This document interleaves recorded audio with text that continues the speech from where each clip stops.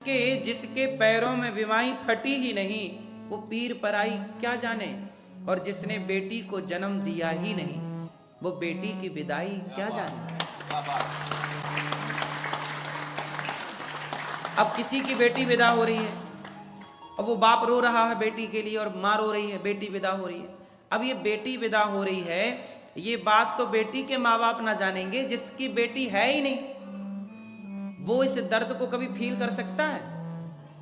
बोलो।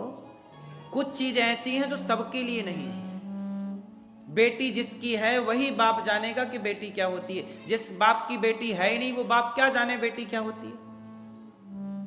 उसी तरह जैसे दर्द है महसूस किया जा सकता है, दिखाया नहीं जा सकता, उसी प्रकार ईश्वर दर्द की तरह है कि जो भक्ति करेगा, जिसके बच्चा होगा उसके दर्द होगा, जिसके बच्चा नहीं होगा उसको दर्द नहीं होगा। जिसको कांटा लगेगा उसको दर्द होगा, जिसको कांटा नहीं लगेगा उसको दर्द नहीं होगा। जो भक्ति करेगा वही ईश्वर को महसूस करेगा, जो भक्ति नहीं करेगा वो ईश्वर को कैसे महसूस करेगा।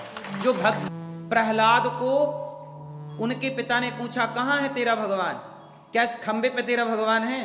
प्रहलाद जी ने कहा यस है। पर एक बात बताइए, प्रहलाद की आंखें और हिरण्यकश्यपु की आंखें, दोनों की आंखें एक ही हैं कि अलग अलग हैं?